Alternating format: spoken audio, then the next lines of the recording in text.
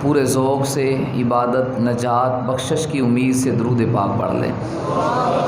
اللہم صلی علی محمد وعلی آل محمد کما صلیت علی ابراہیم وعلی آل ابراہیم انک حمید مجید۔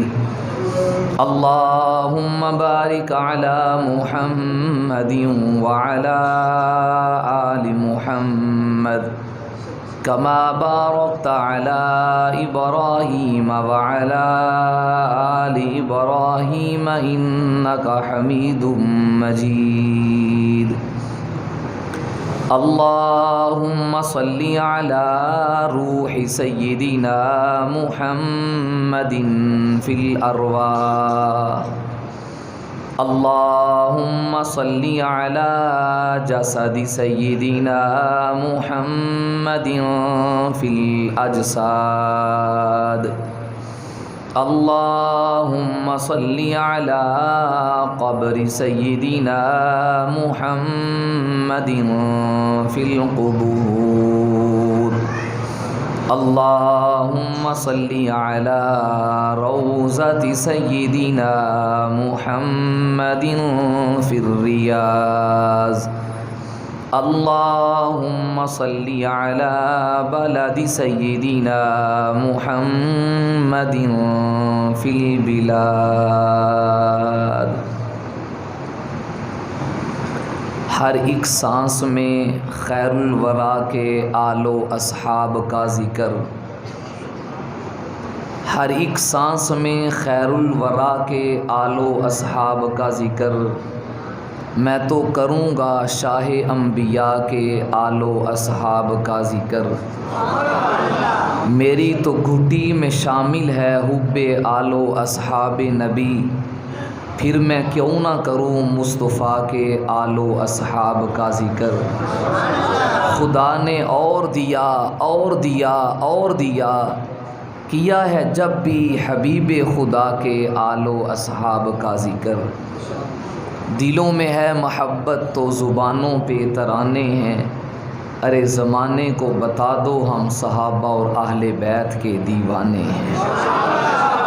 کہا مدنی نے میرے یار ہادی ہیں ستارے ہیں، کہا مدنی نے میرے یار ہادی ہیں ستارے ہیں، یہ فیصلہ کن ارشاد مدنی کے زمانے بھر کو بتانے ہیں۔ انتہائی واجب الاحترام، لائق ست تعظیم و تکریم اسٹیج پر تشریف فرما علماء کرام، بالخصوص مولانا شاکر صاحب دامت برکاتہم العالیہ حافظہ اللہ تعالی، اور برادر محترم حضرت قاسمی رحمہ اللہ تعالی کی نشانی حضرت مولانا عمر جواد قاسمی صاحب حافظہ اللہ تعالی، اور سماعت فرمانے والے غیرت مند مسلمان بھائیوں، بزرگوں، باپردہ ماؤں بہنوں، اس مجلس سے فائدہ اٹھاتے ہوئے رواجی گفتگو سے ہٹ کر کچھ چند قیمتی باتیں اس نیت سے عرض کرنے لگا ہوں کہ ہم وقتی واہ یا وقتی نعرے بازی کی بجائے اپنی ذہن سازی کر کے نہ صرف عقیدت بلکہ انہیں عقیدہ بنا کے جائیں۔ آج کی ہماری اس مختصر سی محفل کا عنوان صحابہ اور اہل بیت ہے رضی اللہ عنہم۔ میں یہاں سے بات شروع کرنے لگا ہوں، اس عنوان پہ حملہ کب سے ہوا ہے اور اس عنوان کے اوپر حملہ آور کا دفاع کیا ہے؟ یاد رکھیں، قرآن و سنت کے مطالعہ سے بڑی توجہ چاہوں گا آپ کی،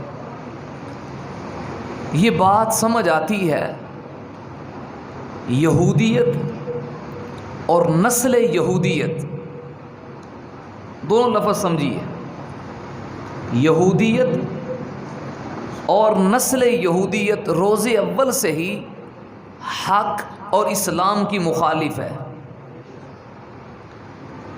اسلام سے قبل جناب سیدنا عیسیٰ روح اللہ علیہ السلام کی تعلیمات کو ہم دیکھتے ہیں۔ وہ کون لوگ تھے جنہوں نے جناب سیدہ مریم طاہرہ پہ تہمت لگائی اور حضرت عیسیٰ علیہ السلام کے حلالی ہونے میں شک کیا؟ جواب نسل یہودیت کی صورت میں آئے گا۔ یہودیت نے حضرت عیسیٰ علیہ السلام سے مخالفت کی، ان کے دین کو مٹانا چاہا۔ یہ بہت سی آیات کا مفہوم آپ کو سنا رہا ہوں۔ جب یہ دیکھا کہ مخالفت کی صورت میں ہم کامیاب اس نہج پہ نہیں ہو رہے جس نہج پہ ہمیں کامیابی ملنی چاہیے،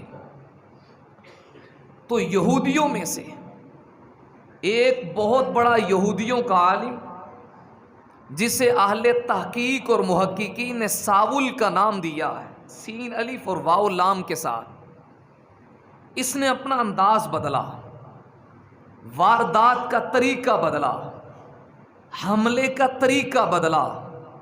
مقصد دین عیسیٰ کو ختم کرنا تھا، مقصد حضرت عیسیٰ کے صحیح دین کو اصلی شکل کو نقلی شکل میں لوگوں کے سامنے لانا تھا۔ اس نے دیکھا ہم مخالفت سے کامیاب نہیں ہو رہے، تو اچانک اس نے اپنے آپ کے عیسائی ہونے کا اعلان کر دیا۔ لوگوں نے دیکھا اس وقت جو عیسائی تھے کہ یہودیوں میں دین عیسیٰ کا سب سے بڑا مخالف ساول ہے، یہ جتنا بڑا مخالف تھا اتنے کھلے لفظوں میں آج دین عیسیٰ کو قبول کر رہا ہے۔ جو دانا، سمجھدار، اہل فہم، اہل نظر لوگ تھے انہوں نے کہا یقیناً اس دعوے کے پیچھے سازش ہے، لیکن جو جذباتی طبقہ تھا انہوں نے کہا نہیں، یہ کیسے ہو سکتا ہے؟ اپنے مذہب کے اوپر وہ تھوک کر وہ ہمارے مذہب میں داخل ہو چکے ہیں، ہم انہیں ویلکم کہتے ہیں، ان کو پذیرائی دیتے ہیں، انہیں قبولیت دیتے ہیں۔ پھر جب اس سے پوچھا گیا جناب آپ تو ہمارے مذہب کے بہت بڑے مخالف تھے، اچانک تبدیلی کیسے آئی؟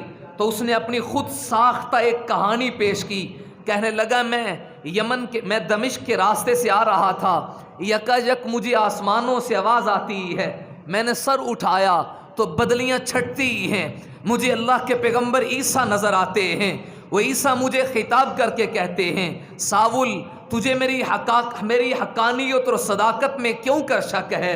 تو میرے مذہب کو قبول کیوں نہیں کرتا؟ دین عیسیٰ کی مخالفت کیوں کرتا ہے؟ بس جب میں نے مشاہدہ کر لیا تو المشاہدہ وہ افضل مشاہدہ جو ہوتا ہے افضل من الدلائل، وہ دلائل سے بہتر ہوتا ہے۔ ایک بات بن دیکھے دلیل سے منوائی جاتی ہے، ایک بات کا مشاہدہ کر لیا جاتا ہے دلیل کی بنسبت۔ جو مشاہدہ ہوتا ہے وہ یقین میں زیادہ اوقع ہوتا ہے۔ تبھی تو اللہ کے پیغمبر حضرت ابراہیم نے کہا تھا ربی آرینی کیف تحیی الموتیٰ، اللہ مجھے منظر تو دکھائیے عام مردوں کو زندہ کیسے کرتے ہیں۔ فرمایا میرے خلیل اولم تؤمن، کہ آپ مانتے نہیں ہے؟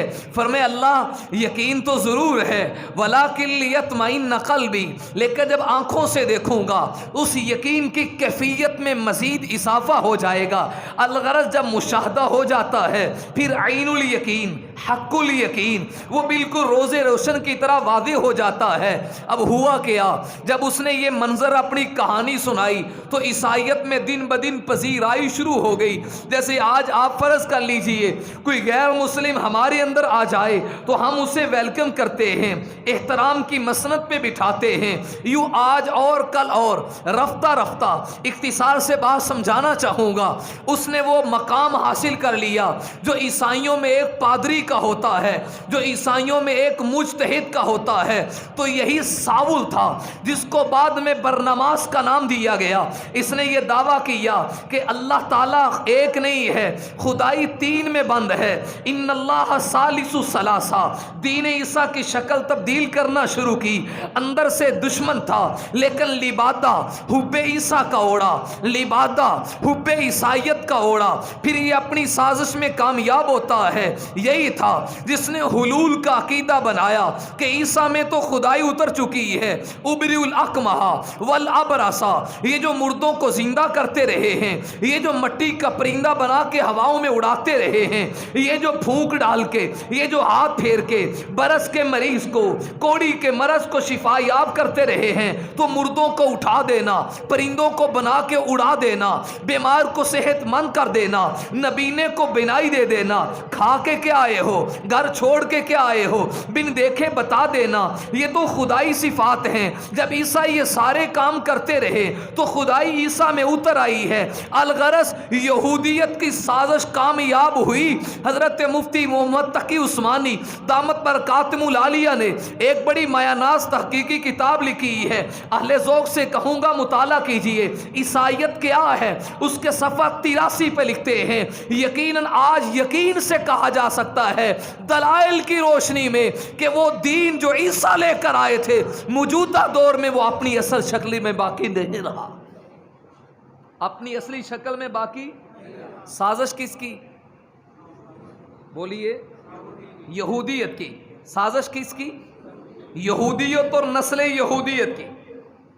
بالکل اسی طرح جب اسلام آیا، پہلا سپارہ پڑھیے، اللہ کا قرآن سورہ بقرہ میں بیان فرماتے ہیں، یہودی اور یہودی حضور خاتم النبی صلی اللہ علیہ وسلم کی تشریف آوری سے لوگوں سے کہا کرتے تھے وہ آخری نبی ہم میں مبعوث ہوگا، وہ ہم ہی میں سے آئے گے، ہم ان کے ساتھ مل کے تمہارا مقابلہ کریں گے۔ لیکن اللہ کا انتخاب ہوا، آپ بجائے بنی اسرائیل کے بنو اسماعیل میں پیدا ہو گئے۔ بس یہ بغض اور عناد یہیں سے شروع ہوا۔ یہی لوگ تھے جنہوں نے مدینہ میں رہ کر مشرکین مکہ کو اکسایا، بالآخر ہجرت کا منظر پیش آیا۔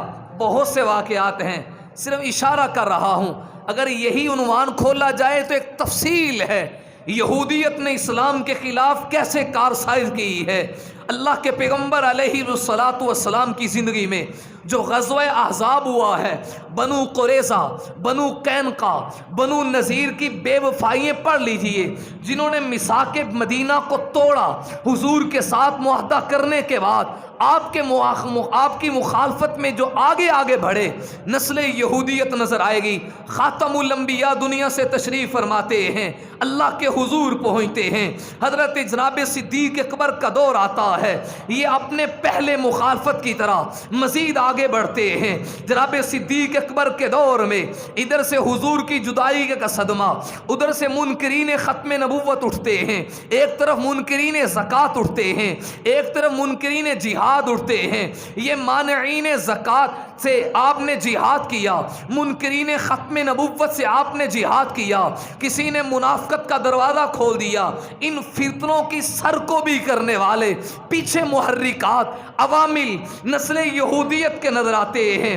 بالآخر جناب صدیق اکبر کے دور میں یہ اپنی حتمی فیصلے تک کامیاب نہیں ہو سکے۔ نسل یہودیت اپنے دانت پیس رہی تھی، اپنے غصے کی آگ میں بھڑک رہی تھی کہ اسلام سے بدلہ کیسے لیا جائے، اس کی شکل کو کیسے تبدیل کیا جائے۔ اگلا دور جناب فاروق اعظم کا آتا ہے۔ عمر تو پھر عمر تھے، انہیں اللہ کے رسول نے مانگا ہی شاید اس لیے تھا یہ نسل یہودیت کو دبائیں گے، چنانچہ آپ وہ ہیں۔ اسلام میں دو قبلے رہے ہیں، بیت اللہ اور بیت المقدس۔ اگر بیت اللہ کو کھلوایا تو وہ بھی عمر نے، بیت المقدس کو فتح کیا تو وہ بھی عمر نے کیا۔ آپ نے رگڑا لگایا نسل یہودیت کو، سار نہیں اٹھا سکی، بات سمجھنے دے، سار نہیں اٹھا سکی، سار نہیں اٹھا سکی۔ بدلہ کیسے لیا جائے؟ کچھ تھوڑی سی انہوں نے اپنی آگ ٹھنڈی کی جب ایران کے شہزادے ہرمزان کی سازش پر ابو لولو مجوسی کے ذریعے منبر رسول پہ رسول اللہ صلی اللہ علیہ وسلم کے مصلی پہ جناب فاروق اعظم کو نماز کی حالت میں خنجر لگایا جاتا ہے۔ یہ اسلامی ہسٹری اور اسلامی تاریخ کی، آپ اکثر پڑھے لکھے لوگ بیٹھے ہیں، میں سمجھ رہا ہوں آپ متوجہ ہیں، خدا کے لیے فرقہ سے ہٹ کر، تعصب سے ہٹ کر، اگر آپ نوٹ کرنے والے ہیں، وہ بھی ہو سکتا ہے بیٹھے ہوں، تو آپ کے لیے میں عرض کر رہا ہوں، آپ کے اندر بھی تو ایمان ہے نا۔ سوال تو کیجئے، ریسرچ کیجئے، سب سے پہلی اسلامی تاریخ میں دہشت گردی کہاں ہوئی، کنہوں نے کی ہے؟ یہ نسل ایرانیت جو حقیقت میں نسل یہودیت تھی، انہی کا یہ کارسا اور انہی کی یہ سازش تھی۔ پھر وہ دہشت گردی عام جگہ پہ نہیں ہوئی، پیغمبر کے شہر میں ہوئی، پھر نبی کے شہر میں نہیں، مسجد نبوی میں ہوئی، پھر مسجد نبوی ہی نہیں، حضور کے مصلی پہ ہوئی ہے۔ آگے چلیے، حضور سے لے کر جناب عمر کے دور تک انہوں نے مخالفت کی، اس ساول کی طرح اس نتیجے پہ نسل یہودیت پہنچی کہ ہم مخالفت کر کے اسلام کا حلیہ نہیں بگاڑ سکتے، لہذا انداز بدلو، لبادہ بدلو، واردات کا طریقہ بدلو۔ تو سیدنا عثمان غنی رضی اللہ تعالیٰ عنہ جیسے وہ شرم و حیا کے پیکر تھے، بالکل اسی طرح آپ کی طبیعت اور مزاج میں ٹھنڈا پن بہت تھا، صفت رعوف اور رحیم میں آپ بہت انتہا تک پہنچے ہوئے تھے۔ لچر فضول اعتراض بنا کے اس ساول کا جانشین، اس ساول کی طرح جس نے دین عیسیٰ کا حلیہ بگاڑا، ابن سبا جس کا تعلق یہودیت کے ساتھ تھا، جس کی ابتدا، جس کی نشو و نما، جس کی تربیت نسل یہودیت نے کی، جو اندر سے یہودی تھا، نسل یہودیت کا یہ کاشتہ پودا یہ وجود میں آتا ہے، خلیفہ وقت کے خلاف لچر و فضول اعتراض بناتا ہے اور اپنے اوپر لبادہ حب اہل بیت کا اوڑھتا ہے۔ میں حضرت علی کا محب ہوں، ہم حضرت نبی کریم کی اولاد کے محب ہیں، ہم نبی کریم کے گھرانے کے ساتھ محبت کرنے والے ہیں۔ حب اہل بیت کے لبادہ میں صحابہ کو تنقید کا نشانہ بناتا ہے، اور سب سے بڑھ کر تنقید خلفائے ثلاثہ پہ کی، اور اس نے یہ اعلان کیا حضرت ابو بکر، حضرت عمر، حضرت عثمان، علی اعوذ باللہ یہ غاصب خلیفہ ہیں، وصی رسول تو علی ہیں، اور خلافت کا حقیقی معنوں میں حقدار حضرت علی المرتضیٰ ہیں۔ پہلے دو خلیفہ جو دنیا سے جا چکے وہ بھی غاصب تھے، موجودہ خلیفہ عثمان بھی غاصب ہے، لہٰذا ان کو خلافت سے ہٹا دیا جائے۔ ایک سوچی سمجھی سازش، 5 سال تک یہ سازش چلی۔ آپ کی خلافت کے 6 سال بڑے آرام سے گزرے، اگلے 6 سالوں میں مخالفت شروع ہو گئی۔ یہ جی خرچ بڑا کرتے ہیں، یہ جی اپنوں کو نوازتے ہیں، یہ عنوان نہیں حضرت عثمان پہ کیا کیا اعتراضات تھے۔ الغرض میں نے مختصر جملہ بولا، لچر اور فضول اعتراض۔ آپ نے اپنے زمانہ خلافت میں صحابہ اکرام میں بڑے مایا ناز، بڑے ناز کے 4 صحابہ اکرام کا انتخاب کیا، جناب محمد بن مسلمہ کا، حضرت اسامہ بن زید کا، حضرت عمار ابن یاسر کا، حضرت عبداللہ ابن عمر کا۔ ایک بہت لمبی تاریخ آپ کو سنا رہا ہوں تاکہ آپ کچھ لے کے جائیں، کچھ سمجھ کے جائیں۔ ان 4 کا انتخاب کیا اس لیے کہ سازش میں جو ملوث علاقے تھے وہ بڑے بڑے 4 تھے، کوفہ، بصرہ، شام، مصر، اور مصر سے سازش کا آغاز ہوا۔ ان کے دوستانہ تعلقات کی بنا پہ یہ فتنہ چلتا چلتا خلفائے ثلاثہ کے خلاف حب اہل بیت کے لبادے میں صحابہ پہ تنقید کرتے کرتے یہ 4 علاقے اس سازش کا شکار ہو چکے تھے۔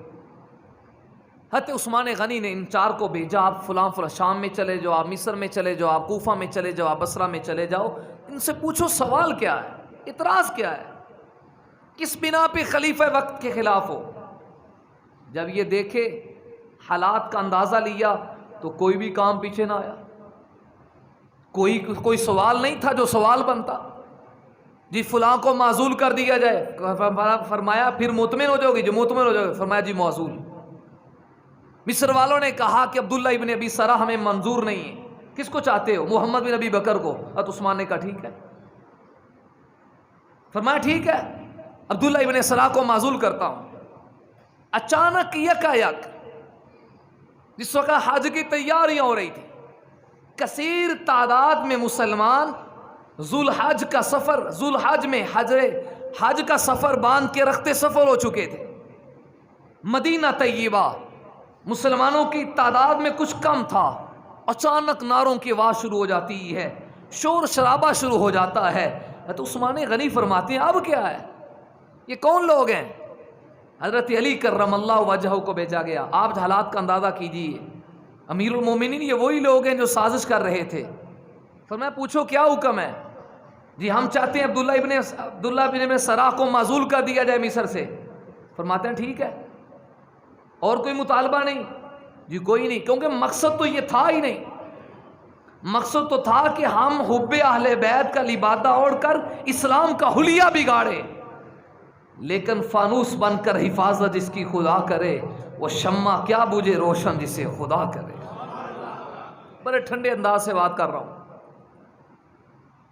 یہودیت کی یہ سوچ غلط تھی. یہ دین عیسیٰ نہیں ہے, یہ دین محمد ہے صلی اللہ علیہ وسلم.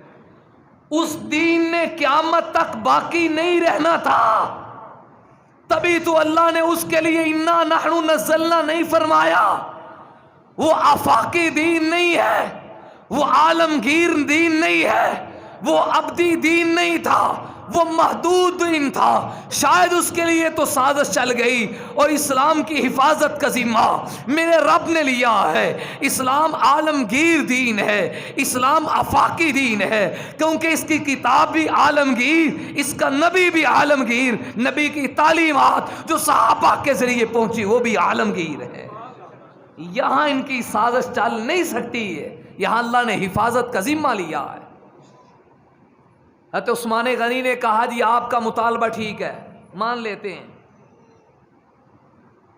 اب تو چلے جاتے ہو؟ جی چلے جاتے ہیں. کچھ دیر چلے, اچانک پھر واپس آ گئے. فرمایا اب کیا ہے؟ تو ایک سازش کی گئی, جب سے یہ اہل بیت اور صحابہ کا عنوان چلا ہے, جب سے اس پہ حملہ ہوا ہے. آ کر کہنے لگے جی ہم سے حضرت عثمان غنی نے جھوٹ بولا ہے. نعوذ باللہ. حضرت عثمان کی طرف کذب کی, جھوٹ کی نسبت کی گئی. فرمایا کیا؟ وہ جی ایک تیز شاہ سوار جا رہا تھا, ہم نے کہا جلدی جلدی اونٹ پہ کون سوار ہے؟ بھاگ کے جا رہا تھا, ہم نے اسے روکا تو بڑی مضبوطی سے اس کو ہم نے پکڑا. کہاں جا رہا ہے؟ اس نے کہا مصر میں جا رہا ہوں. کیا لینے جا رہے ہو؟ انہوں نے ہمیں پسے پوش کیا, بات بتا نہیں رہا تھا. ہم نے جب زبردست اس کو منوایا تو اس سے ہمیں خط ملا ہے, وہ خط حضرت عثمان نے لکھا ہے.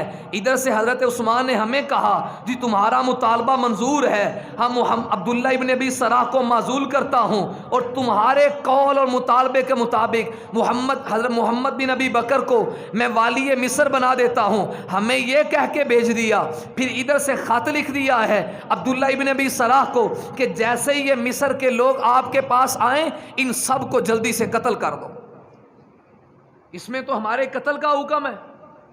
جناب عثمان غنی کے پاس خط آتا ہے, آپ اللہ کی قسم اٹھا کے فرماتے مجھے اس کا کوئی علم نہیں, کیونکہ نبی کے صحابہ جھوٹ بولے.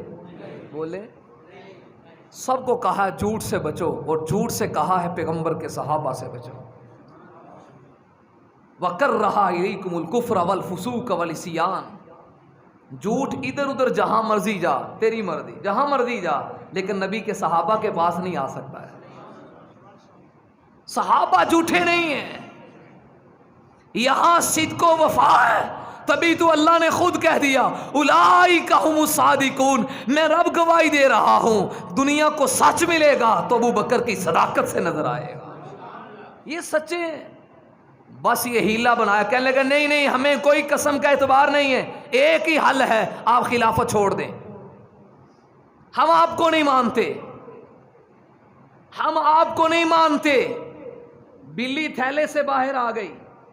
اب تک ہمیں بھی کہا جاتا تھا بھی تم خامخواہ شدت کے اندر آتے ہو, وہ تو مانتے ہیں, فلاں کرتے ہیں. پچھلے دنوں آپ نے سب نے دیکھ لیا ہے, کہنے والوں نے کھل کے کہہ دیا ہم نہیں مانتے خلیفہ راشد. یہ آغاز کہاں سے ہوا؟ اصل مقصد اسلام کا حلیہ بگاڑنا, مخالفت سے نہیں بگڑا. انہوں نے کہا اہل بیت کی محبت کا لبادہ اوڑھیں, صحابہ کو تنقید کا نشانہ بنائیں. پھر یہاں سے یہ کام چلا اور یہ بتایا گیا کہ ابو بکر حضرت علی کے دشمن تھے، عمر حضرت علی کے دشمن تھے، اور آپ میں سے بڑا مجمع موجود ہے۔ ابھی میں مولانا سے عرض کر رہا تھا، پچھلے جمعوں گاؤں کے اندر، ہمارا دیہات ہے، جمعہ پڑھنے کے بعد میں بیٹھا، بریلوی مسلک کے ایک نوجوان بھائی آئے، میں سوچ بھی نہیں سکتا تھا اس بچے کو کسی چیز کا علم ہوگا، عام سادہ سا بچہ مجھے آ کے کہنے لگا، مولانا آپ نے حضرت سے تو پوچھا نہیں، شاید کوئی وجہ ہوگی، البتہ آپ سے پوچھ رہا ہوں، آپ کا مجھے ذوق بتاتا ہے، آپ ان چیزوں کو بحث میں لاتے ہیں، صحابہ اہل بیت کی بات کرتے ہیں، مجھے یہ تو بتاؤ حضرت ابو بکر عمر نے حضور کا جنازہ کیوں نہیں پڑھا تھا؟ وہ تو سقیفہ بنی سعد میں چلے گئے تھے، 3 دن نبی کی میت پڑی رہی، 3 دن یہ دونوں نہیں آئے۔ آپ یقین جانیں باوضو اللہ کے گھر میں کھڑا ہوں، میرے پاؤں سے زمین نکل گئی، اتنی ذہن سازی۔ میں نے کہا آپ نے کہاں سے بات سنی؟ تو کہنے لگے 10 دن میری محرم کے پہلے 10 دنوں میں ڈیوٹی لگی تھی فلان جگہ میں، تو فلاں میرے ساتھ دوست تھا، اس نے مجھے یہ باتیں بتائی۔ ایک ان پڑھ بچہ ایک عالم دین سے جرأت سے بات کر رہا ہے، کچھ سمجھیے۔ اس لیے اب ضرورت ہے اس عنوان کو کھولا جائے کہ صحابہ اور اہل بیت میں کتنا پیار تھا، تاکہ یہ تکیے کی چادر کا پارا اٹھ جائے۔ اگر آپ کی توجہ، زیادہ وقت تو نہیں ہو رہا، میں تھوڑا سا عنوان چلانا چاہتا ہوں۔ صحابہ کرام میں ایک بڑی لمبی فہرست ہے، میں نے ابو بکر کو لیا ہے اور اہل بیت میں علی کو لیا ہے۔ اس مختصر سی مجلس میں یہ پیغام دینا چاہتا ہوں، ذرا سمجھیے علی اور ابو بکر میں پیار کتنا تھا۔ میری نہیں، روافظ کی کتب میں، بہار الانوار میں موجود ہے، جلاء العیون میں موجود ہے، کتاب الخوازی میں موجود ہے، ابن شہر آشوب میں موجود ہے، کشف الغمہ میں موجود ہے۔ جس وقت جناب علی کا جناب سیدہ فاطمہ کے ساتھ نکاح ہوا ہے، وہ کون تھا جو حضرت علی کے پاس گئے؟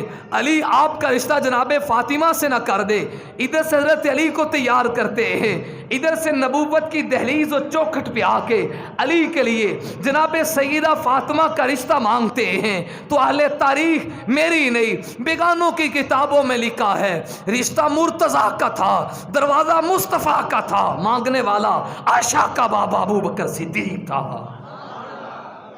آپ علی کی بات کرتے ہیں تو یہ تو بتاؤ یہ نکاح کروانے والا کون تھا؟ پھر وہ کون تھے؟ معلومات عرض کر رہا ہوں، آپ کی ذہن سازی کر رہا ہوں، اس عنوان کو بیان کرنے کی ضرورت ہے، فضائل بے شمار ہیں، لیکن کچھ سمجھیے۔ میرا سنی بھائی فیس بک کی تحریر پڑھتا ہے، گمراہ ہو جاتا ہے۔ علماء سے رابطہ قائم کریں، فیس بک کے مجاہد نہ بنو،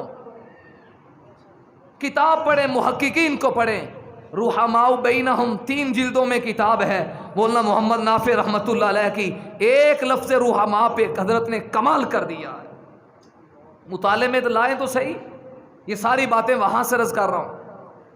نبی کریم صلی اللہ علیہ وسلم نے جب رشتہ طے ہوتا ہے، حضور سیدہ فاطمہ کے پاس آئے، توجہ سے بات سمجھنا ذرا، اللہ کرے میرے اور آپ کے لیے یہ رہنمائی کا اور بخشش کا نجات کا ذریعہ بن جائے۔ آپ نے کہا فاطمہ، علی سے آپ کے رشتے کی بات ہو رہی ہے، آپ کا کیا خیال ہے؟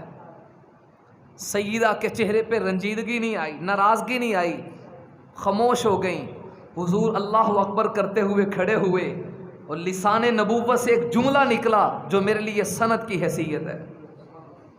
آج میرا سنی بھائی اگر یہ جملہ سمجھ جائے تو فتح کی ساری حقیقت سمجھ آ جاتی ہے۔ جب ابو بکر نے دھکے دے دیے، وجہ کیا تھی؟ آپ نے فرمایا سکوتھا رضاؤھا، سکوتھا رضاؤھا، میری بیٹی کا چپ کر جانا اس کی رضامندی کی دلیل ہے۔ جملے سمجھنا، ان کا خاموش ہو جانا ان کی، بولو یار، میرے پتا ہے تسی واہ چوتھے گیئر والی تقریر سنتے ہو، لیکن کبھی کبھی اس طرح ٹھنڈی انداز میں بھی سننی چاہیے۔ سکوتھا رضاؤھا وفی روایت سکوتھا اقرارھا، ایک روایت میں یوں ہے ان کا چپ کر جانا ان کے رضا کی دلیل ہے، ایک روایت میں آقا نے یوں فرمایا فاطمہ کا چپ کر جانا اقرارھا، اس کا اس قول میں اقرار کر لینا۔ بالکل یہی ماجرا اس وقت آیا۔ جب رسول اللہ صلی اللہ علیہ وسلم کی حیات طیبہ کے بعد جناب سیدہ فاطمہ کی طرف سے حضرت ابو بکر کو مطالبہ کیا گیا، رحمت عالم کی زندگی میں خیبر سے مال غنیمت اور خمس فتح کی آمدنی سے یہ ہمیں اللہ کے رسول دیا کرتے تھے، آپ پیغمبر کے جانشین ہیں، یہی مال ہمیں بطور میراث دے کے ہمیں اس کا مالک بنا دیا جائے، بطور میراث دے کے اس مال کا ہمیں، آپ کو سمجھو تو صحیح یار، مزاج کے خلاف باتیں، ہم یہی تو ہیں جب کوئی تحقیقی بات ہوتی ہے ہم توجہ ختم کر لیتے ہیں، پھر کوئی ہم سے پوچھ لے تو ہمیں جواب نہیں آتا، شکار ہو جاتے ہیں۔ سمجھیے گا، سیدہ نے فرمایا جو اللہ کے رسول کی زندگی میں ملا کرتا تھا وہ بطور میراث دے کے ہمیں اس کا مالک بنا دیں۔ جناب سیدنا صدیق اکبر رضی اللہ تعالیٰ عنہ نے فرمایا، پہلے قسم اٹھائی، واللہ اللہ کی قسم، لقرابۃ رسول اللہ صلی اللہ علیہ وسلم احب الی من ان اصل قرابتی، فاطمہ اللہ کی قسم اٹھا کے کہہ رہا ہوں، ایک روایت میں والذی نفسی بیدہ آتا ہے، اس ذات کی قسم جس کے قبضہ میں ابو بکر کی جان ہے، فاطمہ مجھے اپنی رشتہ داری سے نبی کی رشتہ داری زیادہ پیاری ہے، اپنی اولاد سے پیغمبر کی اولاد زیادہ پیاری ہے۔ فتح کی بات کرتے ہیں دھکے دے رہی ہے، پوری بات کوئی نہیں بیان کرتا، سمجھیے بات کیا ہوئی۔ جناب صدیق اکبر کے نبی کے رنگ میں فنا ہونے والا یہ عشق مجھے بتاتا ہے، ابو بکر کے جملے کا مطلب یہ تھا، فاطمہ مجھے اپنی بیٹی عائشہ اتنی پیاری نہیں جتنی محمد کی بیٹی فاطمہ ابو بکر کو پیاری ہے، مجھے عائشہ سے اتنا پیار نہیں جتنا فاطمہ آپ سے پیار ہے۔ دوسری بات فرمائی، لَأَعْمَلَنَّ فِيهَا بِمَا عَمِلَ فِيهَا رسول اللہ صلی اللہ علیہ وسلم، ابو بکر اس میں وہی کام کرے گا جو اللہ کے نبی نے کیا۔ یہ مال جس انداز میں، جتنی تعداد میں، جس انداز سے اللہ کے رسول جس چیز کو جتنا جتنا دیا کرتے تھے، میں نبی کا جانشین ہوں، نبی کے مزاج کو سمجھنے والا ہوں، نبی کے رنگ میں رنگا ہوا ہوں، اتنا اسی انداز میں اسی طرح نبی کے طریقے کے مطابق آپ کے تمام اہل بیت کو دیا جائے گا، جتنا نبی دیتے تھے اتنا دوں گا، جس طریقے سے حضور دیتے تھے اسی طریقے سے دوں گا، جس کے ہاتھ سے تقسیم کرواتے تھے ابو بکر بھی اسی کے ہاتھ سے تقسیم کروائے گا۔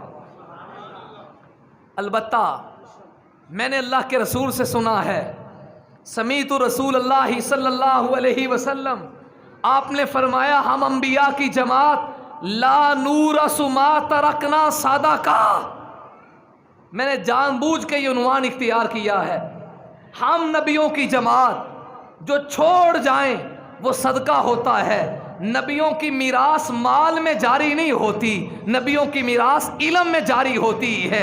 اگر بطور میراث کے آپ کو میں تقسیم کر دوں تو امت یہ سمجھے گی حضور کی میراث مال تھا، اور نبیوں کی میراث مال نہیں ہوا کرتی، نبیوں کی میراث تو علم ہوا کرتی ہے۔ حضرت صدیق اکبر نے یہ جواب دیا، فسکتت، تو سیدہ خاموش ہو گئی۔ سیدہ، اب جو پہلا جملہ میں نے بتایا اس تصویر میں آپ لائیں، اللہ کے رسول نے جب رشتہ علی کی بات کی تھی اس وقت بھی سیدہ خاموش ہوئی، تو اللہ کے پیغمبر نے فرمایا سکوتھا رضاؤھا، سکوتھا اقرارھا۔ آج یہاں بھی جب سیدہ کے سامنے یہ مسئلہ کھل کے آ گیا تو سیدہ خاموش ہو گئی۔ اب بات کے راویوں نے اپنی طرف سے اس خاموشی کو ناراضگی کہہ دیا، کسی نے خاموشی کو ہجران کہہ دیا، کسی نے خاموشی کو کیا کہہ دیا۔ 36 روایات میں 6 میں یہ آگے حضرت کے الفاظ آتے ہیں، 30 روایات میں آتا ہے ساکتت، وہ خاموش ہو گئی۔ پھر 6 ماہ تک سیدہ زندہ رہی ہیں، ان 6 ماہ تک سیدہ کی خدمت کرنے والی حضرت صدیق اکبر کی زوجہ اسماء بنت امیس ہیں۔ حضرت صدیق اکبر نے کہا اسماء، ہر خامد کو اپنی بیوی سے خدمت کی ضرورت ہوتی ہے، لیکن اللہ کے نبی کی لخت جگر بیمار ہے، آپ میری خدمت کو چھوڑیے، سیدہ فاطمہ کی خدمت کیجیے۔ 6 ماہ تک سیدہ کی خدمت کرتی ہے۔ حضرت علی نماز کے لیے تشریف لاتے ہیں، مسجد نبوی میں بیٹھتے ہیں، جناب صدیق اکبر پوچھا کرتے تھے علی بتاؤ کیف کانت بنت رسول اللہ صلی اللہ علیہ وسلم، اللہ کے رسول کی بیٹی کا کیا حال ہے؟ حضرت علی فرماتے اس وقت یہ حال ہے، ایک دفعہ صدیق اکبر تشریف لے جاتے ہیں تیمارداری کے لیے، دروازہ کھٹکھٹاتے ہیں، حضرت فاطمہ پوچھتی کون ہے؟ حضرت علی فرماتے ابو بکر آئے ہیں، فرماتے ہیں کیا کہتے ہیں؟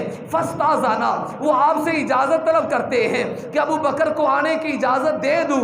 حضرت فاطمہ کہتی ہیں علی آپ کا کیا خیال ہے؟ حضرت علی کہتے ہیں جسے آنے کے لیے مصطفیٰ نے کبھی منع نہیں کیا، میں کیسے منع کرتا ہوں؟ جس کے آنے پہ نبی راضی، علی بھی راضی۔ تو سیدہ کہتی ہے علی اگر آپ صدیق کے آنے پہ راضی ہے تو فاطمہ بھی راضی ہے، جا ابو بکر و عمر، ابو بکر بھی آتے ہیں، وہ عمر، حضرت عمر بھی آتے ہیں، سیدہ سے کلام ہوتا ہے، لمبی گفتگو ہوتی ہے، فتکلمت فرضیت، کلام بھی کرتی ہیں، راضی بھی ہو جاتی ہیں۔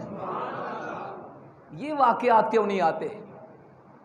پھر صدیق تیری دیانت پہ صدقے، صدیق تیری بولیں تیری دیانت پہ صدقے، آپ نے اس مال کو تقسیم کرنے کے لیے حضرت علی کو بلایا، فرمایا علی بھائی نبی کی زندگی میں آپ تقسیم کیا کرتے تھے، آپ کو پتہ ہے حضور کس کو کتنا دیتے تھے، کس انداز سے دیتے تھے، آپ یوں کریں اسی انداز سے تقسیم کریں۔ پیر علی رضی اللہ تعالیٰ عنہ، اسد اللہ، کرم اللہ، رضوان اللہ، سلام اللہ، صلاۃ اللہ فرماتے ہیں ولانی رسول اللہ صلی اللہ علیہ وسلم فقسمتہ فی حیاتی، مجھے اس مال کا والی حضور نے بنایا، ان کی زندگی میں میں تقسیم کرتا رہا، ثم ولانی ابو بکر فقسمتہ فی حیاتی، ثم ولانی عمر فقسمتہ فی حیاتی، مجھے پھر حضور کے بعد ابو بکر نے والی بنایا، حضور کے طریقے کے مطابق تقسیم کرتا رہا، پھر ابو بکر کے بعد عمر نے والی بنایا، حضور کے طریقے کے مطابق تقسیم کرتا رہا، ابو بکر نے حضرت علی کا انتخاب کیا تاکہ کل کو کسی کو غصب کرنے کا شاکی پیدا نہ ہو، شبہ پیدا نہ ہو، ابو بکر کی دیانت پہ قربان۔ پھر حضرت علی نے خود تقسیم کر کے عملی طور پہ صدیق کے فیصلے کی تصدیق کر کے بتا دیا، ابو بکر یہاں جو فیصلہ تیرا تھا، عمر کا تھا، عثمان کا تھا، وہی فیصلہ علی المرتضیٰ کا ہے۔ پیار دیکھو کتنا ہے۔ پھر آگے چلیے، حضرت علی کا جب دور آیا تو وہی طریقہ جو شروع سے تھا حضرت علی نے بھی وہی جاری رکھا۔ کیا حضرت ابو بکر نے سیدہ کو جو مسئلہ سمجھایا اس کے بعد اپنے گھر میں لے گئے یا حضرت فاطمہ کے گھر میں دیا؟ سیدہ کے گھر میں ہی گیا، اپنے گھر میں نہیں لیا۔ مسئلے کی نوعیت سمجھیے، حضرت علی جب مسند پہ آتے ہیں تو یہی تقسیم حضرت علی نے جاری کی اپنے دور خلافت میں۔ اب تو کسی کا خوف نہیں تھا نا، بالفرض جو آپ کہتے ہیں جو ان کے روب کی وجہ سے نہیں بول سکے، ابو بکر، عمر، عثمان تینوں دنیا سے جا چکے تھے، اب یہ تو مسند کے خود والی تھے، آپ نے اسی طریقے کو جاری رکھ کے پہلے تین کے طریقے کی تائید کر دی، پہلے تین کے طریقے کی تصویب کر دی اور عملی طور پہ بتا دیا جو قول آپ کا تھا، جو فیصلہ آپ کا تھا، وہی فیصلہ میرا ہے، اگلی گواہی دینے لگا ہوں۔ عربی روایت میں ایک ضابطہ ہے، صاحب البیت ادرا بما فیہ، گھر والا جو اپنے گھر کے حالات کو جانتا ہے، باہر والا وہ نہیں جانتا۔ آئیے گھر کی گواہی پیش کرنے لگا ہوں۔ یہ کون ہیں جنہیں 5ویں نمبر کا امامیہ مسلک میں امام مانا جاتا ہے؟ جناب محمد باقر ہیں۔ ان سے سوال کیا گیا، محمد باقر آپ بتائیے، ظالم فی حقکم شیئا، کہ ابو بکر عمر نے آپ کے حق میں کوئی ظلم کیا؟ تو امام محمد باقر فرمانے لگے، لا والذی نفسی بیدہ والذی انزل الفرقان علی عبدہ لیکون للعالمین نذیرا ما ظلمنا فی حقنا مثقال حبۃ من خردل۔ وہ ہمارا سنیوں کا نظریہ تو یہ ہے، امام باقر ہوں یا امام جعفر ہوں یا امام موسیٰ کاظم ہوں، ہم ان بزرگوں کو محترم سمجھتے ہیں، ہم بے ادب نہیں ہیں، ان کی بے ادبی نہیں کرتے، ہم گستاخ نہیں ہیں، ان کی گستاخی نہیں کرتے، ہم انہیں محترم سمجھتے ہیں اور ہم یہ سمجھتے ہیں ان کی زبان پہ جو ہے ان کے دل میں بھی وہی ہے. یہ یوں نہیں زبان پہ کچھ ہو دل پہ کچھ ہو. محمد باقر فرمانے لگے آپ کے مسلک کے امام ہیں, تمہارے مسلک کے مطابق یہ امام معصوم شمار ہوتے ہیں. یہ معصوم امام فرمانے لگے اس ذات کی قسم جس نے فرقان اپنے بندے پہ نازل فرمایا یعنی قرآن, تاکہ وہ جہاں والوں کو اللہ کے عذاب سے ڈرائے. ما ظلمنا من حقنا مسقال حبۃ من خردل. اے ابو بکر عمر نے ظلم تو کیا کیا, ہمارے حق میں رائی کے دانے کے برابر بھی ظلم نہیں کیا, ہمیشہ ہم سے انصاف کیا. یہ گھر کی گواہی ہے. تو خیر عنوان چلا رہا ہوں, علی اور ابو بکر میں پیار دیکھیے.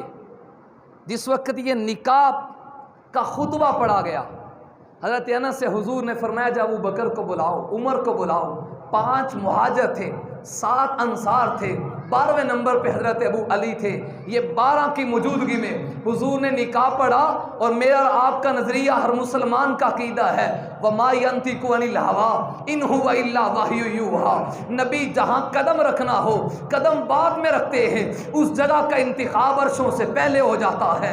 اللہ کے نبی کی زبان پہ حق آتا ہے, قرآن کی صورت میں حق آتا ہے, اللہ کی وحی کی صورت میں. حضور نے جب علی اور فاطمہ کا نکاح پڑھا ہے تو گواہوں میں پہلا نمبر ابو بکر کا رکھا, دوسرا عمر کا رکھا, تیسرا عثمان کا رکھا.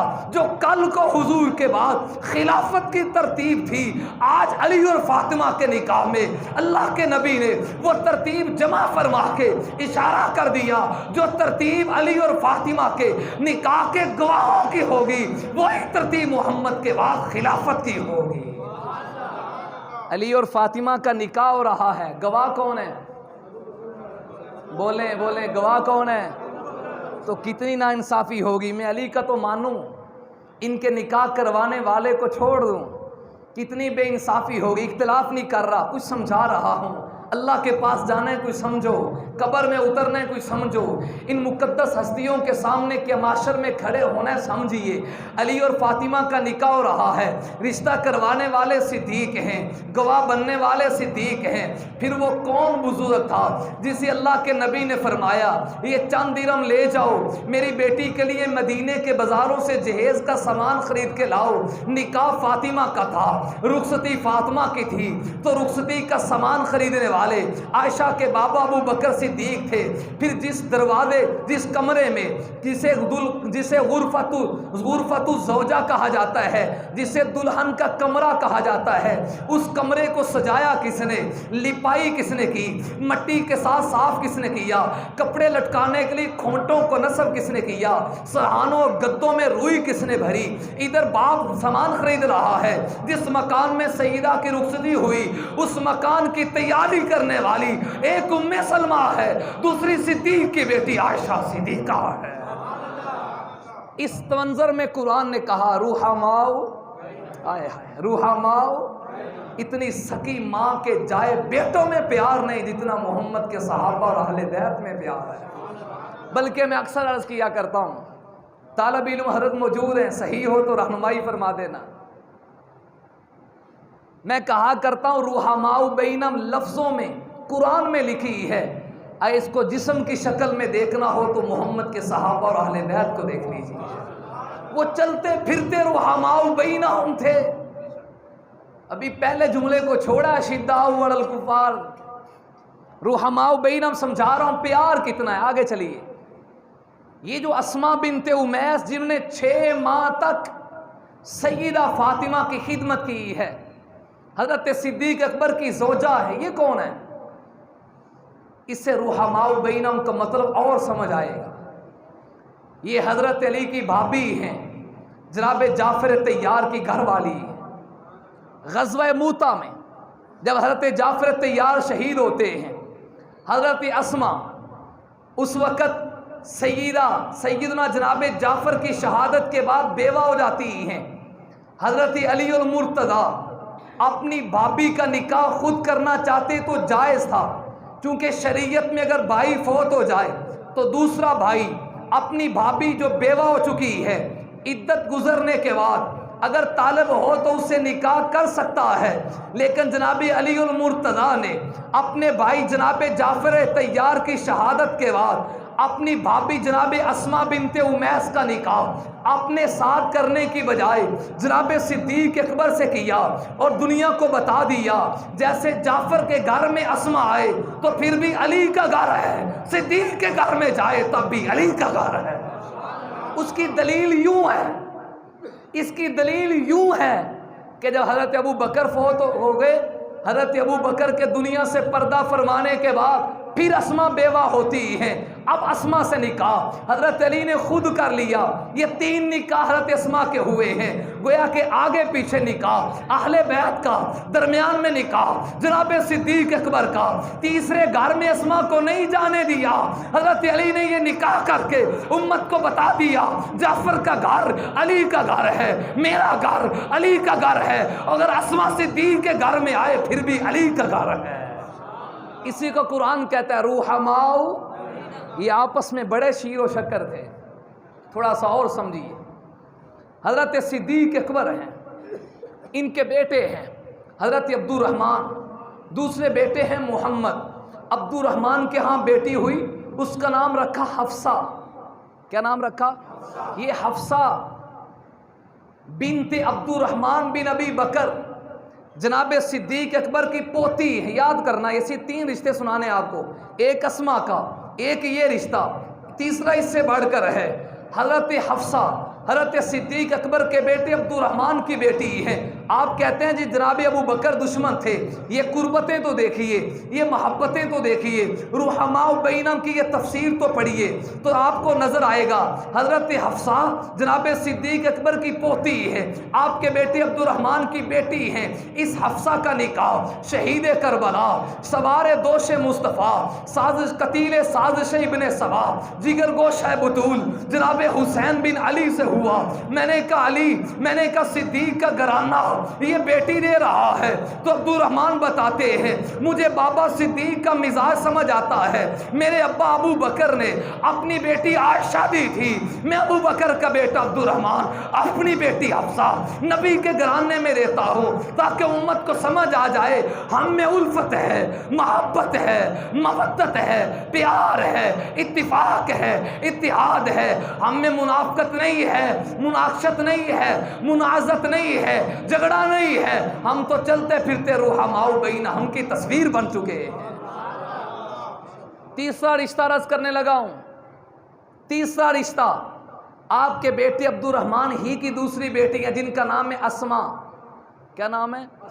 ادھر آپ کے دوسرے بیٹے محمد ہیں، ان کے ہاں بیٹا پیدا، اس کا نام رکھا قاسم۔ یہ قاسم بھی حضرت صدیق کا پوتا اور یہ اسماء حضرت صدیق کی پوتی۔ اس قاسم اور جناب اسماء کا نکاح ہوتا ہے، ایک لڑکی پیدا ہوتی ہے جسے ام فروہ کہا جاتا ہے۔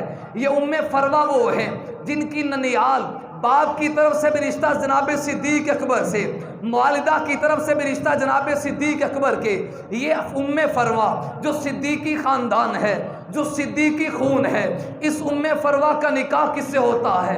ادھر دیکھیے، حضرت علی کے بیٹے جناب حسین، جناب حسین کے بیٹے جناب زین العابدین، جناب زین العابدین کے بیٹے جناب محمد باقر، ان محمد باقر کا اور ام فروہ کا نکاح ہوتا ہے تو امام جعفر صادق پیدا ہوتے ہیں، پھر امام جعفر صادق سے امام موسیٰ کاظم پیدا ہوتے ہیں، پھر امام موسیٰ کاظم سے امام علی رضا پیدا ہوتے ہیں، پھر امام علی رضا سے امام تقی علی پیدا ہوتے ہیں، پھر امام تقی علی سے امام نقی علی پیدا ہوتے ہیں، پھر امام نقی علی سے آگے حسن عسکری ہے۔ یہ جو آئمہ کا نسب چلا ہے، سوال تو کیجئے پیچھے خون کس کا ہے؟ ام فروہ کی شکل میں تمہیں خون سارا صدیق کا نظر آئے گا، کہاں سے صدیق کو جدا کرو گے؟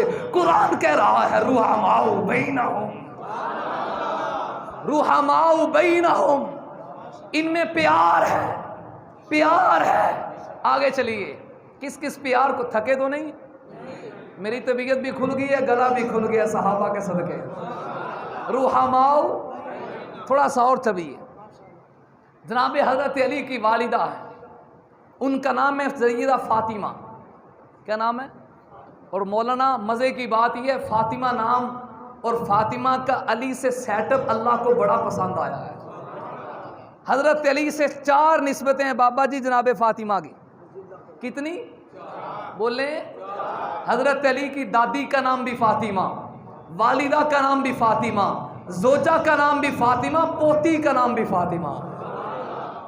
اب ہر ایک پہ بحث کریں تو مستقل تقریر ہے۔ میں والدہ کی بات کر رہا ہوں، جناب سیدنا علی المرتضیٰ کی والدہ ہے، جناب خواجہ ابو طالب کی گھر والی ہیں، میرے نبی کی چچی ہیں، نام جناب سیدہ فاطمہ بنت اسد ہے۔ یہ بڑی خوبصورت اور ہاشمی نوجوان عورت تھی۔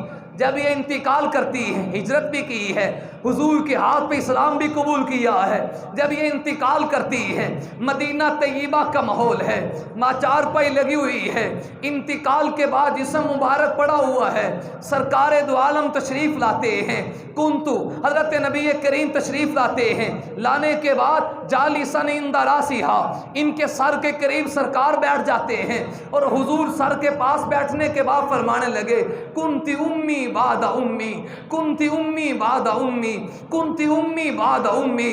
نبی میں تیرے لفظوں پہ قربان، علی میں تیرے گھرانوں پہ قربان، علی میں تیرے گھرانے کی عظمت کا سیرا کیوں نہ لگاؤں، ان کا قصیدہ کیوں نہ سناؤں۔ حضور فرمانے لگے چچی میری ماں کے بعد اگر کوئی عورت تھی جس نے میں محمد کو ماں بن کے دکھایا اور مجھے یتیم کو اپنی ماں آمینہ یاد نہیں آنے دی، کنتی امی بعد امی، میری ماں آمینہ کے بعد جو مجھے آمینہ بن کے نظر آتی تھی کنتی، میری چچی تو ہی تو تھی۔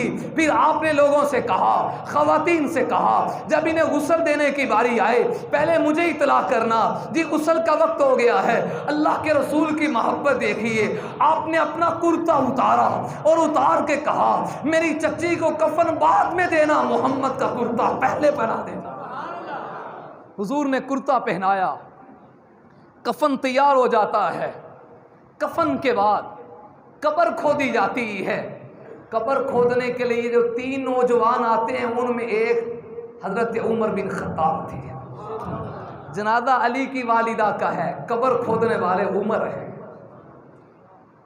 پھر قبر جب کھودی جا رہی ہے، کیا کہوں الفاظ نہیں ہیں، سرکار دو عالم اپنے ہاتھوں سے مٹی نکال رہے ہیں۔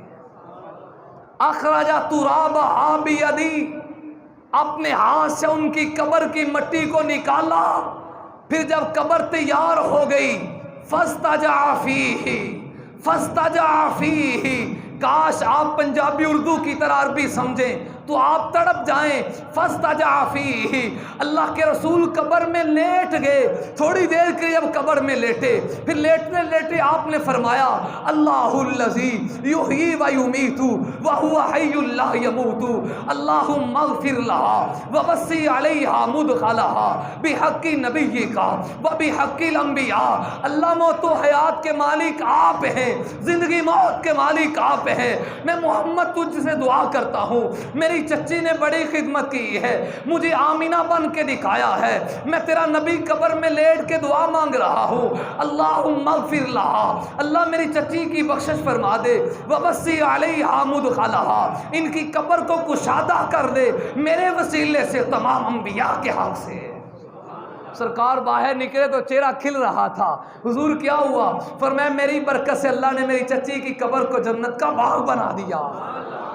اب قبر میں ڈالنے لگے۔ اب صدیق اور علی کا پیار سمجھیے۔ مجھے آپ بتائیں والدہ کا جنازہ ہو تو قبر میں اتارنے کے لیے بھلا دشمنوں کو بلایا جاتا ہے؟ بولیں۔ اب حدیث کے الفاظ سنیے، ادخلہا ہوا والعباس و ابو بکری، ایک حضور تھے، دوسرے عباس تھے، تیسرے ابو بکر صدیق تھے، جنہوں نے سیدنا علی المرتضیٰ کی والدہ کو قبر اور بت کے بتال میں اتارا۔ میں آپ سے سوال کر رہا ہوں، اس پیار کو ذرا سمجھیے۔ حضور بھی ہاشمی، حضرت عباس بھی ہاشمی، یہ جانے والی خاتون بھی ہاشمی، اور صدیق اکبر تو ہاشمی نہیں تھے، ان کا قبیلہ تو بنو تیم سے تھا، تعلق تھا۔ یہ ہاشمی ہے، جانے والی بھی ہاشمی ہے، لیکن سپرد خاک کرنے والوں میں غم کے موقع میں برابر کے شریک ہیں۔ یہ سارے تعلقات منافقت کے سائے میں نہیں پورے ہوتے، بلکہ رحماء بینوں کی چادر کے نیچے پورے ہوتے ہیں۔ پھر سارے صحابہ رحماء بینہم تھے۔ ابو بکر ہیں جنہیں اللہ کے نبی نے کہا ارحم وہ صبر ہما صدیق سے کہا ارحم ارحم ارحم امتی بی امتی ابی بکر صبر ہما بینہم، ابو بکر تو ارحم ہے، سب سے زیادہ رحم دل ہے، افعل اس میں تفضیل، تو سب سے زیادہ رحم دل ہے۔ اس تعلق کو کہاں تک آگے لے جاؤں، بے شمار واقعات ہیں، صرف عنوان آپ کو سنگایا ہے، خوشبو آپ کو دکھائی ہے، اس عنوان کو سمجھیے تو پھر یہ ساری منافقتانہ چالیں، سارے تاریخی چیتڑے وہ ختم ہو جاتے ہیں، کیونکہ حق کے سامنے باطل ٹھہرتا۔ ہم نے امن و امان طریقے سے مدح صحابہ عام کرنا ہے، صحابہ اہل بیت کے پیار کو عام کیجیے۔ ابھی بریلوی مسلک کے مولانا صاحب آپ کو حدیث سنا کے گئے ہیں، میں نے گناہگار نے پڑھا 80 سے زائد جلدوں سے سندوں سے حدیث ثابت ہے، 80 سے زائد سندوں سے۔ محمد بن حنفیہ جو حضرت علی کی 30 کے قریب جو مذکر و مؤنث اولاد میں جناب حسنین کریمین کے بعد سب سے بڑے بزرگ گزرے ہیں، یہ محمد بن حنفیہ ہیں۔ یہ کون ہیں؟ جنگ موتا میں، جس وقت یمامہ کے جنگ میں، جس وقت صحابہ اکرام نے ختم نبوت کا پھریرا بلند کرتے ہوئے دشمن ختم نبوت مسیلمہ کذاب کو واصل جہنم کیا، تو مال غنیمت میں آنے والی عورتوں میں ایک جناب خولہ بنت جعفر تھی۔ حضرت صدیق اکبر نے یہ خولہ بنت جعفر اپنے گھر میں نہیں لی، ان کا نکاح حضرت علی سے کر دیا۔ انہی خولہ بنت جعفر سے محمد بن حنفیہ پیدا ہوئے، 80 سے زائد سندوں سے، جسے حدیث متواتر کہا جاتا ہے، اور محدثین کے اصطلاح میں حدیث متواتر وہ حدیث کہلواتی ہے جس کو نقل کرنے والے ہر دور میں اس قدر کثیر ہوں کہ جن کا جھوٹ پر جمع ہونا محال ہو جائے۔ 80 سے زائد سندوں میں محمد بن حنفیہ کا ارشاد ہے، وہ فرماتے میں نے اپنے ابا جان سے پوچھا ای الناس خیر بعد النبی، حضور کے بعد اس امت میں سب سے بہتر کون ہے؟ میرے بابا نے فرمایا تھا ابو بکر، سب سے بہتر اس امت میں نبی کے بعد ابو بکر صدیق ہے۔ خود حضرت علی نے فرمایا لا یجتمع حبی و بغض ابی بکر و عمر، لوگو حضرت علی کا ارشاد ہے، بات ختم کر رہا ہوں، لا یجتمع حبی و بغض ابی بکر و عمر، میری محبت اور ابو بکر عمر کا بغض مومن کے سینہ میں جمع نہیں ہو سکتا۔ ولا یجتمع بغضی و حب ابی بکر و عمر فی قلب مومن، میرا بغض ابو بکر عمر کی محبت یہ بھی مومن کے دل میں جمع نہیں ہو سکتے۔ کیا مطلب؟ ہماری محبت آئے گی تو اکٹھے، بغض آئے گا تو اکٹھے، جس کے دل میں علی آئے گا ابو بکر عمر بھی آئیں گے، جہاں ابو بکر عمر آئیں گے وہاں علی آئیں گے، یہ میرے پیر علی کا فیصلہ ہے۔ آئیے صحابہ اور اہل بیت میں تعلقات کا ایک سلسلہ تو ذہب ہے، ایک سونے کی کڑی ہے جس کی ہر کڑی آپس میں ملی ہوئی ہے۔ میں نے مختصر لفظ بولا کہ سکے ماں جائے بیٹوں میں اتنا پیار نہیں جتنا حضور کے صحابہ اور اہل بیت میں پیار ہے۔ اس عنوان کو آگے بڑھانا چاہیے یا نہیں؟ بولے تو جذبات سے ہٹ کر اپنی عادت بنائیں، کچھ حقائق کو سمجھیں، مطالعہ کیجیے۔ آپ دیکھیں مخالف کتنا مضبوط ہو چکا ہے، بچے سے بچہ دلائل دینا شروع کر دیتا ہے۔ صحابہ اور اہل بیت تاریخ نہیں ہے، تاریخ کا موضوع نہیں، یہ قرآن و حدیث کا موضوع ہے۔ جیسے چھوٹی سی عطر کی شیشیہ کو ہزاروں ٹن من تولنے والی ترازو کے اوپر عطر کی شیشی کو نہیں تولا جا سکتا، اس کا ترازو کچھ اور ہے، ایسے تاریخ کے ترازو پہ صحابہ اور اہل بیت کو نہیں تولا جا سکتا۔ صحابہ اور اہل بیت کو پڑھنا ہو یا اللہ کے قرآن میں پڑھیے یا محمد کے فرمان میں پڑھیے صلی اللہ علیہ وسلم، پھر آپ کو حقائق سمجھ آئیں گے، ان میں پیار کتنا ہے۔ جہاں تک اہل بیت کے تعلق ہے تو الحمدللہ ہم جب جناب صدیق اور اہل صحابہ کی شان شروع کرتے ہیں، جیسے وہاں آپ سے دلائل گنے نہیں جاتے، ایسے اگر ہم اہل بیت کی عظمت کو شروع کریں تو اللہ کے فضل سے آپ کو دلائل شمار ہی نہیں ہوں، اتنی عظمت ہے۔ البتہ محبت کا اظہار کرتے ہوئے، کیونکہ میں نے شروع میں شعر پڑھا ہے، ہر ایک سانس میں خیر الورا کے آل و اصحاب کا ذکر، اصحاب کے بعد ذرا اہل بیت سے محبت کا اظہار کرنے لگا ہوں۔ مشہور حدیث آپ نے سنی ہے، اللہ کے رسول فرماتے ہیں الحسن الحسین منی وانا من الحسین، حسین مجھ سے ہے، میں حسین سے ہوں۔ میں طالب علم کھلے عام اس کا مطلب یوں سنا رہا ہوں۔ یہاں من کو اگر تبعیض کے معنی میں لے لیا جائے، مدرسہ کی صرف نحو پڑھنے والے میرے طلباء بھائی سمجھتے ہیں عربی لغت میں حروف جارہ میں ایک من ہے، یہ من متعدد معنوں میں ایک تبعیض والا معنی دیتا ہے کہ من بازیت کے لیے آتا ہے۔ اب مطلب یہ ہے حسین مجھ سے ہیں، میں حسین سے ہوں، یہ میرا باز ہے، میرا خون ہے، میری جد ہے، میرا نسب ہے، میری خوشبو ہے۔ میں اس کو یوں سمجھاؤں گا، حسین مجھ سے ہے، میں حسین سے ہوں، یعنی اگر میں پھول ہوں تو خوشبو کا نام حسین ہے، میں چاند ہوں چاندنی کا نام حسین ہے، میں سورج ہوں تو چمک کا نام حسین ہے، میں گلستان ہوں تو پھول کا نام حسین ہے۔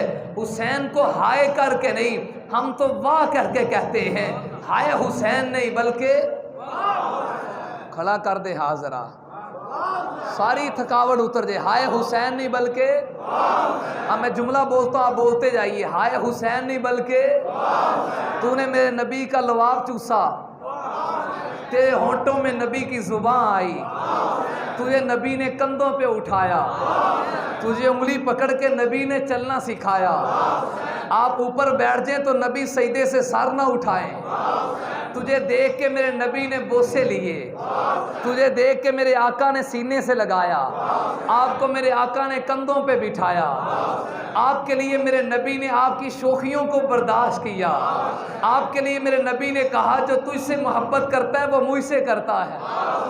بولیں اس سے بڑھ کر کہوں، واہ حسین، آپ نے صدیق کو امام مانا، بولیں آپ نے ابو بکر کے ہاتھ پہ بیعت کی، آپ نے ان کے پیچھے نمازیں پڑھی، آپ کی اماں کا جنازہ ابو بکر نے پڑھایا، آپ کے بابا سے ابو بکر نے پیار کیا، آپ کا حق غصب نہیں کیا، آپ کے ساتھ پیار کیا، آپ کے ساتھ محبت کی، آپ کو وظائف دیے، 3 سال کی قیمتی چادریں دی، آپ کے لیے لونڈیوں کو قربان کیا، آپ کے لیے سب کچھ لٹا دیا، آپ نے عمر کے ہاتھ پہ بیعت کی، آپ کے لیے حضرت عمر نے بدری صحابہ کے برابر وظیفے کو جاری کیا، بول کے آپ سے عمر نے بھی پیار کیا، آپ نے عثمان کو امام مانا، علی کو امام مانا، معاویہ کو امام مانا، ان سے صلح کی، ان سے وظائف وصول کیے،